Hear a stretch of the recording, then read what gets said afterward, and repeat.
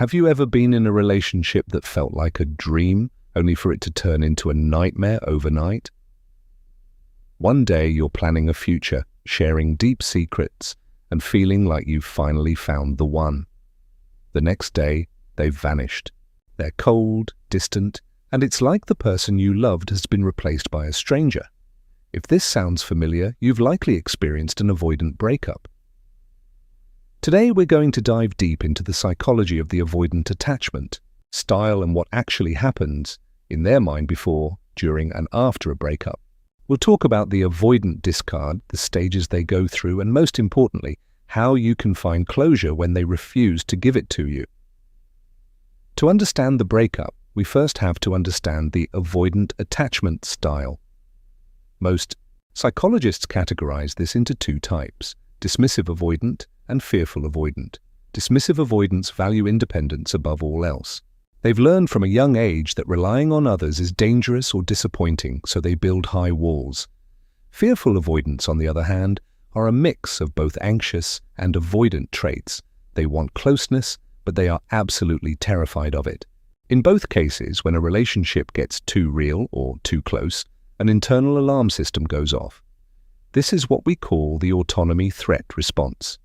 Here is the most confusing part. Avoidants often break up when things are going well. You might think, if I just love them more now, or if I'm perfect, they won't leave. But in the avoidant mind, your perfection is the threat. The more intimate the connection becomes, the more they feel they are losing themselves. They start to feel smothered or trapped, even if you're giving them plenty of space. This leads to a psychological process called deactivation. Deactivation is like a mental light switch. To protect themselves from the perceived danger of intimacy, their brain shuts off their feelings for you. This is why they can seem so cold. It's not that they never cared, it's that their survival mechanism has effectively numbed their emotions to keep them safe.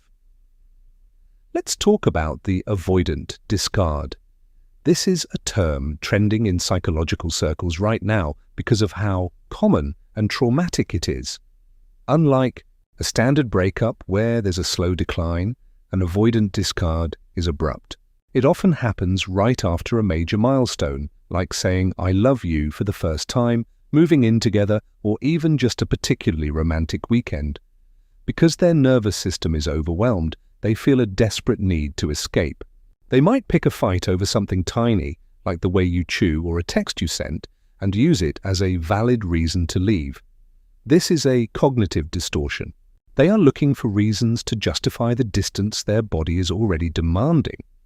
Once the breakup happens, the avoidant enters a very specific timeline. Stage 1 is the relief phase. While you are at home, heartbroken, and looking for answers, the avoidant is often feeling great. They feel a massive weight has been lifted. They have their freedom back. During this phase, which can last from a few weeks to a few months, they might be incredibly active on social media, hanging out with friends, or even jumping into a rebound relationship.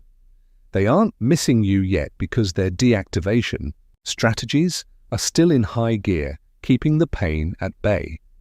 Stage 2 is distraction. This is where they stay as busy as possible to avoid any quiet moments where feelings might bubble up. They might bury themselves in work, the gym, or new hobbies. If you reach out during this time, you'll likely get a cold, one-word response or be ignored entirely. To them, any contact from you feels like an attempt to trap them again. They are still protecting that sense of autonomy at all costs. Stage 3 is when the wall starts to crumble. This usually happens long after the breakup, sometimes months later. As the relief wears off and the distractions stop working, the brain's deactivation starts to weaken. This is when the avoidant might experience the Phantom X syndrome. Interestingly, avoidants often find it easier to love someone who is no longer there.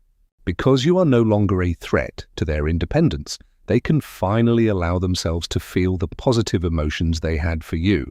They might start stalking your social media or reminiscing about the good times.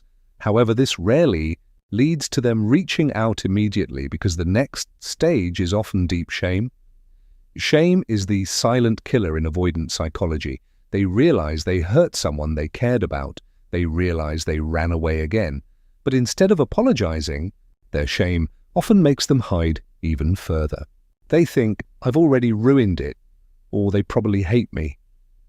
To reach out would require extreme vulnerability, the very thing they are wired to avoid, so they remain silent, leaving you to wonder if they ever cared at all. The irony is that they might be thinking about you every day, but their fear of rejection and shame keeps them paralyzed. So, how do you heal from this? The first step is accepting that you cannot fix them. You might be tempted to send them articles on attachment theory or try to explain why they're running, but this only makes them pull away faster. The no contact rule is your best friend here, but not as a game to get them back. You need no contact to regulate your nervous system. An avoidant breakup often leaves the other partner in a state of anxious attachment, constantly checking their phone and spiraling into self-blame. You have to realize that the breakup wasn't about your lack of value, it was about their lack of capacity. True closure in an avoidant breakup is something you have to give yourself. You will likely never get a satisfying explanation from them, because they don't fully understand their own triggers. They might tell you, I just lost feelings, or I need to be alone, but those are just surface-level symptoms of a much deeper attachment wound. Your job now is to turn that focus you had on them back onto yourself. What were the red flags you ignored?